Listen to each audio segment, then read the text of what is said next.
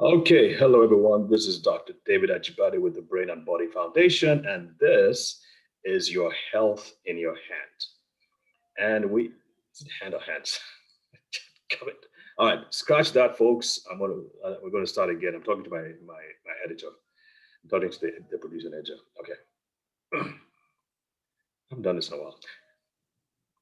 Well, hello everyone. I'm Dr. David Ajibade with the Brain and Body Foundation, and this is your health in your hands. Thank you for joining us. We have a very special guest today because we're going to be talking about mental health, the emotional and cognitive consequences of COVID-19. And it's been going on now. Believe it or not, it's over a year now that we first heard about this terrible disease. And I've been in the States now for a few months, and pretty much everybody I've met has had COVID-19. Pretty much everybody. And I've traveled all over from the East Coast to West Coast. I'm in Tulsa, Oklahoma now. So a lot of people have had it, and a lot of people are still suffering from the, shall we call them side effects or the lingering effects of this disease. And it's just important that people understand that this is not just a physical disease. It affects the mind, affects emotions, and we talk about the laws of life. We talk about how the mind affects the body and how the body affects the mind. So it's important. I think this is an opportunity for us to really take hold of the principles that govern mental health, and even before that, take it more seriously. Take the fact that our mental health is important. Just as your cardiovascular health is important, just as your lung, kidney health, when we talk about diabetes a lot, all these things are important. And I know we Nigerians, we tend to say, oh, it's got to be okay. God is going to take control. But I think this experience with the pandemic has shown that we need to be more serious about our health. And thank God it's not as serious in Nigeria and Africa as it is in the US. But at the same time, we don't want to play with our fate. We want to let's take this opportunity to be more serious about our health. And I've said a lot, without further ado, I'm going to introduce a good friend that I've met virtually and who is absolutely passionate about mental health. And she is a clinical psychologist herself. She's going to tell you more just how great she is in a few minutes. And we're going to be talking about the mental health consequences of COVID-19 and what you can do about it. So without much ado, Dr. Nekeshia Hammond, welcome. Thank you. Thank you so much for having me. I'm happy to be here. We are glad to have you on too. And you've been so passionate about talking about mental health, and I hope people have been listening. But I'm just going to say, let's start the ball rolling by talking about you and where you fitting in all this whole picture. Yeah. Thanks again so much for having me. And so I'm a psychologist, as you mentioned, and an author, a speaker, and I do a lot of media consults. And to your point, we talked a lot, especially in 2020, about mental health. I talked to a lot of news outlets about mental health and its effect from COVID and what it's done. So it's been an absolute honor to do that. I have a private practice myself, where I'm at part of the time, still seeing patients currently, specialty areas, children and teens, ADHD, learning disabilities. I specialize in evaluations, also with adults as well, but primarily children. And it's been about 12 years now since I've been in practice. So honored to be here today. Wow, that's great. So you've been in practice 12 years now. How has this last year been different from the other 11 years? It's been, so I've spoken to so many individuals, and people have really struggled, mostly anecdotally, the people I've seen with anxiety and with fear and so much fear, loss.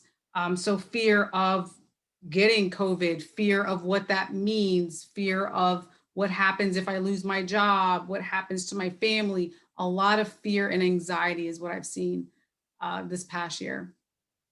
So how do people? This COVID-19 and the effects are here to stay. How do people? I mean, how do you when you're dealing with it? What are some of the principles that you can share with us to help people combat this fear and anxiety? Yeah, well, first of all, just so people understand, fear and anxiety, especially in a global pandemic, is normal. First of all, one of the things that I addressed with people is mindfulness and self-care is critical. This has to be number one in your life. It cannot be on the back burner. It can't be something you'll do here and there, especially right now going through this. Self-care has to be number one for you. If you are listening to this and you're taking care of someone, it still has to be number one priority for you, because that makes you a better, someone that's better to take care of the other people in your life. So that is something I've preached so much over this past year, is the self-care. And if self-care at home is not enough, it is critical to get to a mental health professional. If the anxiety is to the point where it is really affecting your functioning, you can't go to school, work, be a parent, grandparent, or sister, brother, whatever role you serve, it's critical to get mental health help as well. All right, so I'm going to jump in then and say we Nigerians don't have that kind of access. As a matter of fact, even if we do have access, the statistics show we tend not to consult or be seen to be consulting with a mental health professional. What can such people do, or what can we do under such circumstances? Because we still need to develop. Are there tools? In other words, are there tools? Yeah. You mentioned mindfulness. Yeah. What can people do? And again, we're going to go back into some of, again, we really want to highlight how dangerous not taking control of your mental health is. And Yes. We talk about some statistics and how this is affecting both the US and the rest of the country, the rest of the world, excuse me. But Yeah. I'm hoping we can live with tools. Yeah, definitely. So one of the things, so when I say mental health help, that comes in many different forms. It may come in the form of counseling or not. So it also can come in the form of getting tools, such as, your program, or listening to information that is focused on mental health. When it comes to mindfulness, one of the best things about mindfulness is it's something that every single person can do. It's free. It doesn't take a lot of time. Mindfulness is literally taking some time to live in the present moment. That means whatever you do on a daily basis, you don't even have to add in extra time. So when you wake up in the morning, whatever your routine is, if it's brushing your teeth, if it's getting ready, if it's washing a dish, whatever it is that you are doing in those moments, practice paying attention to every single step. Because most of the time we are thinking about what we have to do that day, what happened the day before, what we have to do, who we have to call, all these sorts of things. But if you really truly practice being in the present moment, it gives your mind a slight temporary relief from the anxiety, from the depression, from the worry, all of that. And you can increase that time period. Start out with a couple minutes a day and try to increase that time period. But it's literally something that does not, again, it's free. I do it myself. I like my cup of tea and just to take a couple minutes of calm. And it really, really makes a difference when you add those types of practices in your life. So that would include not just brushing, thinking about, in other words, you're shutting yourself out away from the daily grind and concerns about the daily grind and all the activities and the concerns of the day to go into a special place. Could this be, some people talk about meditation, some people talk about studying the Bible or the Quran or a religious book. Is that what we're talking about? Yes, absolutely. Yes, okay. I love meditation too, to your point. But yes, so the example, I love giving this example. I think I've given it a lot of times on interviews here, but like brushing your teeth, for example, if you literally, you have to be conscious of it because most of us do it automatically. But when you pick up the toothbrush, your brain goes to, okay, I'm picking up the toothbrush. I'm putting the toothpaste on the toothbrush. I'm putting it under the water. Every step, your brain starts to think about and be in that moment, which, again, is only a couple minutes here. Hopefully we're not taking 20 minutes to brush our teeth, just a small amount of time. And it really, really can make a difference for your mental health. Okay, we're going to take a short break now, and then we're going to talk about the impact of this COVID-19. All right. So folks, we will be right back. Don't go away. Awesome. Cool. I think we did about 10 minutes or less. I think we do about 10 minutes. So we have about 10. Okay. So it's 5:30 now, so that'll be 5:50 on the dot, and that's when you have to run away. Anyway, both have to run. Okay, so what do you want us to talk about now? Okay, we're going to talk about statistics, right? Do you have the statistics with you? Yes, yeah, I have well, the US ones I have. Okay. Well, hold on. I have the WHO statistics they did among 130 studies. Okay, I have some global ones too. Okay. Global ones, yeah, that'll make more sense. Okay, so let's start with the global ones. Okay, and I have the ones for youth. Sorry? No, I was just saying I have the ones for youth. For youth, good. Is that global as well? Yeah, it's from the WHO. Yep. Okay, so let's talk about the global ones, and then from there, which one do you want to speak on first? Suicide, depression, anxiety, which one? This one. No, this one is okay. So around 3/4. Okay, this is about the partial disruptions in school and workplace mental health services. So about 78%, 75%. They're kind of, they did the global one they did is more general. So like 30% reported disruptions to access for care, disruptions to mental health services. Okay, so that's a little more general, not necessarily like per disorder they did, but this one is more like the disruptions that people experience with school, mental health services, that sort of thing. That's the global study. Okay. Did you want to talk about that or? Yeah. Okay. It needs to be, people need to be with that, I think. Okay, so we're going to talk about, so what is that what you want to talk about after the effect on school? I want to go with what fires you up the most, Nekeshia? The kids. So that I want to be sure that that's the most important ones are treated. Yeah, the kids for sure. You want to treat about the kids, okay. Yeah. All right, cool. All right. Going to get back into it. And then after the kids, what's the next one? That you want to talk about, not just the next one on the list. Probably I can do the general depression, anxiety, grief, trauma type of thing, how that's affected, like people adjusting to this and what that looks like. Okay. Is that, do you do anything with regards to physical abuse, what you call it now, domestic violence? You don't do that at all? Not really, yeah. Okay. All right, that's fine. That's fine. So for children and then the trauma and grief, okay, good. Just want to use it as fine. Cool. All right, we're going to get right back into it. Oh, I didn't pause the recording. That's okay. We'll just edit that out. Okay.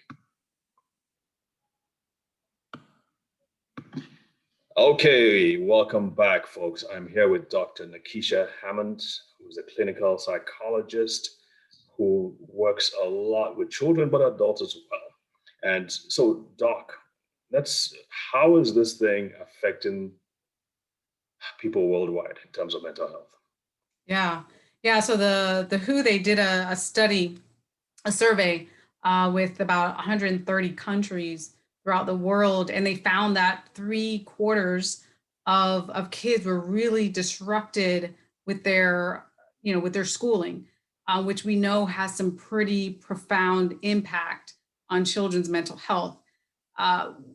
So much happened over the past year when it came to events that were canceled for kids. Many kids were taken out of their traditional, for them was their traditional school environment, thrown into all sorts of different circumstances. There's a huge difference in the resources throughout the world for kids going to school and not going to school. So it's really had an impact, unfortunately, on kids, increasing their anxiety, more kids having learning issues, behavior issues, problems with attention. So it's really been pervasive, I would say, on children's mental health, unfortunately. Is there any long-term consequences? I mean, I know that they're being cut out of school now, but what do you think? How does this affect them in the future if this goes on long enough? I think it's long enough. 1 year is long enough, but well, and that's the thing. That's a great question, by the way. The thing is, for some kids, this more or less will affect them for this time period. for some kids, especially that were predisposed to depression or anxiety and other types of issues, this could last for years. Them dealing with this mentally and understanding what all this means, depending on what happened in their family. Did your family lose their job? Did you experience a death in the family because of COVID? Did you have COVID? There's so many different factors. And again, some kids thrive. Some kids are going to be fine. And then there's a large group of kids that are really going to struggle emotionally. Some kids have been very traumatized by this, a lot of trauma, and seeing what's happening around them, seeing what's happening in the world. It's a lot for kids to absorb, especially for the younger crowd. So it's been difficult, but this is going to be very long term for some kids, definitely. Yeah, because part of the child's formation and the development, the emotional and psychological development, it probably depends a lot on that interaction. Yes. Whether it's fighting or playing or arguing, whatever it is, with other kids in the class or with the teacher, interacting with the teacher. And once that's taken away, I really feel something is lost. It is. It is. And they've done studies on that as well to just show, to your point, the isolation and what it can do for certain kids, very difficult, and adults too. The isolation has been one of the things that they've studied a lot with, with mental health, and how that contributes even more to sad mood and the anxiety. Unfortunately for some people, suicide and self-harm. Suicide, exactly. So that's nothing we want to talk about. But even then, I mean, so this thing, we talk about the mind and the body, and this thing, from what I see in my studies too, it translates eventually. Loneliness, isolation, can translate to actual physical consequences on the heart and on the brain, Yes. which can be long Yes. term. Set you up for even major events in the future, like strokes and, of course, heart attacks. So it's not something to be sneezed at all, for sure. No. Yeah, I wish. Okay. Anyway, so how about with regards to suicide? I think you mentioned that that's gone up too, right? Did you read this? Yeah, they're seeing different things in the research, but as of last summer, they did see, summer 2020, they did see an increase in some suicides. The current, I think it kind of changes depending on what study, but nonetheless, there are more individuals abusing alcohol or turning to self-harm type of behaviors, because it's so difficult to manage. To your point earlier, depending on mental health resources, that's very different throughout the world and what's available. Depending on the education of what is needed, what does depression even look like? What does anxiety even look like? Can affect people and the choices they make to cope with this loss, this fear, and this, challenging time. Right, right. Oof. So much to be done. It's a Okay, lot. it is a lot. And yeah, before I forget, you need to give us some resources that people who don't have access to people like you can probably hopefully get something online that they can access to. In fact, why don't we do that now? Do you have any resources you can point people to? Yes, I love helpguide.org. Health Guide. Yeah, help. HELP. Yep, helpguide.org. UIDE .org. .org. Okay. Yeah, I really like that site because they have so much they have a specific information surrounding COVID, and what to do as far as mental health, but they have everything on there: depression, anxiety, ADHD, learning issues, bipolar disorder. I mean, the whole list of different types of mental health concerns, what you can do at home, or if you need medication or mental health services, all of that is on there. So it's a really great site. I would highly recommend that. Awesome. That's really helpful. Okay. Yeah. Any other ones? Like I would also say the American Psychological Association, which is APA.org. APA.org. Okay. A really great site. And NAMI, National Alliance on Mental Illness, NAMI, is also a really great resource as well. NAMI.org. Yeah. Okay. Awesome. All right, folks, you got some good resources there. Awesome. Thank you. All right. We're going to take a short break now, and we'll be back soon. Don't go away. Bye. All right. So we talked about suicide, Depression, anxiety, we talked about that. We want to talk about trauma and Oh, trauma and loss, trauma, yes. trauma and grief. Those who have Yeah. seen their parents or their loved ones go through this whole thing. Hmm. Have you had to deal with any of those? Unfortunately, yes. Was it last weekend? I don't even know, the days are blurring. So last weekend, my husband actually was unfortunate, and my son were diagnosed with COVID. Oh Um, no. I was away for like the week before when they both got sick on a business trip. So when I came back, I found out I tested negative and I retested, and so yes, I have, unfortunately I have personal experience of what that looked like in my household. Obviously I had to quarantine them both, and yeah, that was very stressful, of course. But as far as grief, yes. Also, last year I lost someone, not to COVID, but the trying to deal with COVID. And that's something I want to talk about with people. But trying to deal with COVID and all of that brings, and you're also dealing with your personal life, is very overwhelming. Especially grief. There's someone very close to me, so yeah, it's horrible actually. But I just want to remind people though that because we got so sucked into thinking about COVID that we like there's still your personal life going on that you have Yeah. to process for mental health and this. So Okay. sometimes I chose one or the other. So we have about 10 minutes Okay, to yes, yes, yes. deal with that. So be sure you really express what you want people to know about. Okay. For All sure. right. And we are back with Dr. Nekeshia Hammond talking about COVID-19 and mental health. So, Doc, let's talk about grief. Is it trauma and grief for those who have actually gone through it, and the caregivers who are dealing with the issue? And I know you mentioned caregiving, the caregivers at the beginning, but let's talk about your experience. You probably have had patients you've had to deal with and help. But let's talk about that. I think, real quick, in Nigeria here, we've been fortunate in that we haven't had that many deaths proportionately. Mm-hmm. Uh, and of course, there's been it's certainly underreported because, of course, we don't have as sophisticated measuring instruments as the US does. But Mm-hmm. certainly, there have been a lot who have lost loved ones as a result of COVID-19. They may be Yeah. watching this program now. They may be dealing with grief and trauma. How what's your take on this? I want you to really talk to them about this. Yeah. Um, so grief is very difficult, of course. What I would say to that though is to really remember that this experience, COVID-19, this global pandemic, is happening. So many people have, or you may have yourself, been kind of sucked into the information, to processing what's going on with that, to making all these life changes related to that. But at the same time, you also have your personal life that you have to deal with that has not stopped just because a global pandemic came around.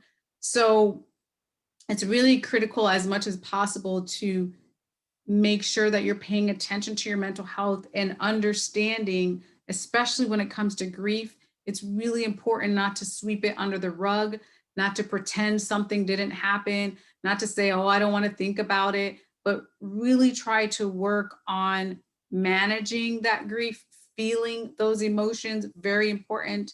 I know for myself, also losing someone close, very close to me last year was difficult in the midst of COVID-19 era, very difficult, still difficult when it comes to grief. But I just encourage people to take care of yourself, give yourself grace and patience during this time.